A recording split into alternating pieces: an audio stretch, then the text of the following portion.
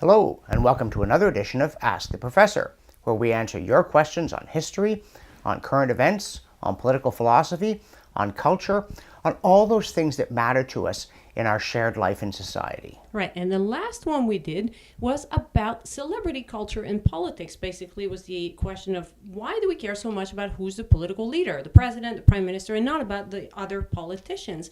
And we talked about this, and then we were about to ask you, well, what can really we do about this? But the video had been going on for some time, so we decided to shut this down. Me, never. Yeah, really. And start this over today in this episode and focus really expressly on what we can do to try and change that. I think it is an excellent question. And of course, it's not a new problem. To some extent, politics has always been dominated by celebrity. And so you get the feeling that no matter what we do, there will always be some of that. And I think in some ways it's a natural human tendency. If you are, for instance, a football fan, the odds are that unless you're a very, very serious student of the game, you know the name of the quarterback. You may well not know the name of the guys who play on the offensive line. It's been suggested that if you're hiding from the law, that's a good place to do it. And yet, Really? The quarterback is the famous highly paid guy going over backwards underneath a pile of defenders if the offensive line don't do their job. And again, in politics, it's so often the case that the guy at the top or the gal at the top is there because of a terrific team around them who neither get nor want celebrity. So why do we focus on these people? Because if you don't know why we do it, how do you stop? And I think it's a natural human tendency to seek out the most dynamic and charismatic figure, because if you're near them, some of the glory will bounce off on you. But I think it is also because we expect too much of politics. If we have the right person in there, we think terrific things will happen to us. And this is even true with the American election, where people are talking about, well, actually, hang on a second. The American election is a curious, almost antidote or counterexample to all this, because both parties have candidates who are repulsive, and not just in my view, but in the view of the vast mass of the electorate. It really is the case that the Republicans have found almost the only person who could lose to Hillary Clinton, and the Democrats have found almost the only person who might lose to Donald Trump. But nevertheless, people put all this focus on, whoa, if Hillary Clinton gets in, the world will end, or if Hillary Clinton gets in, there will be no more discrimination in America. And obviously, the president can do very little to end the world or end discrimination. There is, of course, the issue of the nuclear codes, which is more an argument against Donald Trump. But you've got a Congress full of people of both parties. You have institutional restraints. You have the fact that you could say to the economy, get up and go, and it won't get up and go. Really? There's no levers, magic buttons? Nothing? There aren't. You can smile at it, and sometimes it just won't smile back. This can be a problem.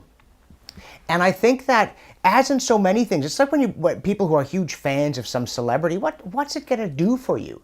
I mean, I'm all for celebrities who are role models, but the fact is, whether you are gaga about a musician or not, whether that's Lady Gaga or not, isn't going to affect the quality of the music they play or your ability to buy it, or the fact that the music may be nice to have on, but it will not change your life.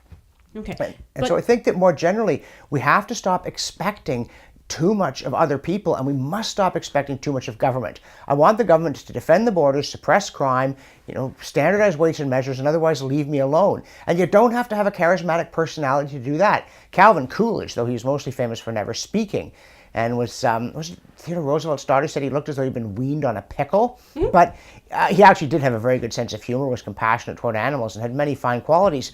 But he was a great president because he left people alone. And if we demanded that people leave us alone, we wouldn't care if they had a 10,000-watt smile. Right. Now, back to the last election here in Canada, people were saying that Justin Trudeau would destroy the country. And I couldn't stand that, because you know what? If one man, and I don't care how much you dislike him, if one man can destroy a country, your country was pretty much dead anyway, right? One man cannot destroy a country. Canada's big.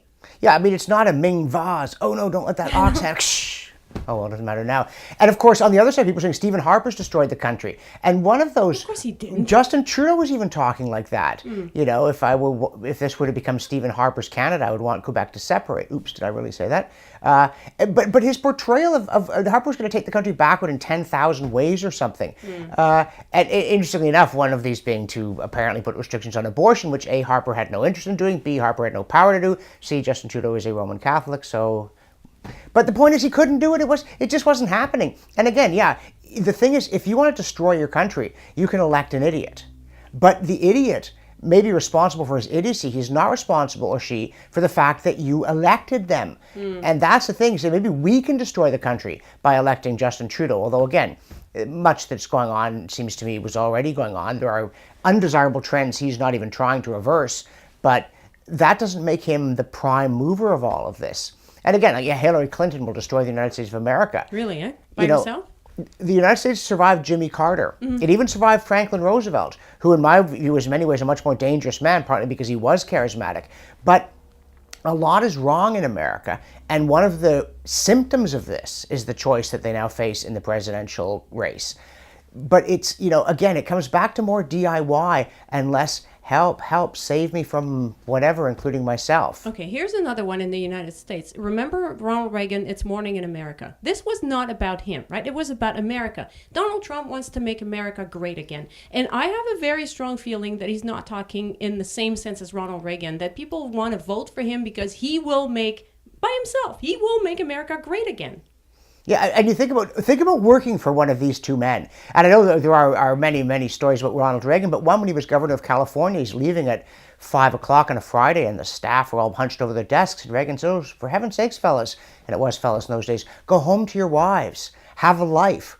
Reagan once showed up in the morning and said, "I'm sorry, I couldn't read my briefings last night. The Sound of Music was on." And that's cute. But yeah, Reagan would be wonderful to work for because he empowered people. Somebody once called him the most warmly ruthless man I ever met. It's not that he was a sloppy manager, but that he wasn't trying to be everything to everybody. With Donald Trump, you're in the wake of the ego that walks like a man and all these, the Trump Tower. If Ronald Reagan had built a housing development or a apartment complex or whatever that thing even was, I don't follow Donald Trump that closely, he wouldn't have named it for himself. And that is, Donald Trump is a celebrity's celebrity. And if you vote for that kind of thing, there are all kinds of other reasons people vote for Donald Trump. But, again, we do this to ourselves. And if we want to stop doing it, we have to stop doing it to ourselves. It's like the argument people say, well, it's no good casting a vote based on conscience. You have to vote for the lesser of two evils because if you vote on your conscience, you'll waste it. To which my answer is, not if a lot of other people do it too. Right? This is a complete herd argument. And, if you're going to say the herd's got to go this way, well, I would say the herd's got to go that way. So let's have a herd of independent minds that really are independent. They all have tattoos too, right? Exactly. Everybody's got a tattoo to express their individuality. Theodore Dalrymple years ago called it individualism without individuality. And as long as you got that, you're going to have a celebrity culture that's even worse than at previous periods in history. Okay. So we got to pull our own socks up using our own hands. That's what it comes down to. Or up to, because they're pulling them up.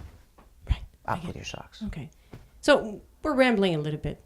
Literally, technically, no, not technically, but literally, how do, okay, so I'm watching this, right? I'm at home, I'm watching this. Okay, sounds good. What do I do? You stop expecting politicians to save you from yourself, to transform the conditions of your life. But who's going to save me? To build the great society. You are. It is up to you. G.K. Chesterton once said there are certain things a man should do for himself, like write his own love letters, blow his own nose, and govern himself. And I think he was right on all three counts. Well, that's hard. I do like G.K. Chesterton a great deal, really? By the way. Nobody had any idea about this, but that's hard. But he's not a celebrity. Right. No, he's not. And I know I'm pushing you, and I know I'm being half facetious about this, but you are selling work to people who are, they're watching other people offer them things for free almost. How do you convince other people? Because I'm sure the people watching this right now agree with you. But what about their neighbors who are voting for the guys promising them free stuff? How do you get them to see that that's the wrong way to go? Well, it depends on your neighbors. In some cases, maybe you go across the street because your neighbor's a hopeless case. But I always treasured the remark of George Washington in opening the Philadelphia Convention that wrote the American Constitution. He said, "Let us erect a standard to which the wise and the honest may repair." And really, there's a very major component here of just standing up for what you believe in, not being offensive about it, being, pleasant in manner, but firm on the substance of it, and saying, if your neighbor starts telling you a politician's great, make sure that they're talking about what they might realistically do and have a sound plan for doing, not how good they make you feel. And again, I don't want to pick on Justin Trudeau. He's just one symptom of the problem. But the number of people who want selfies taken with Justin Trudeau. How will your life be better because you had a selfie taken with this guy? If you think he's really good looking, you're going to be the less good looking person in the selfie. That's not even good. But why do we want selfies? Sure. If you'd asked Calvin Coolidge for a selfie, the stony look that he would have given you would have frozen you in place for at least a month and a half. Right. So that's it.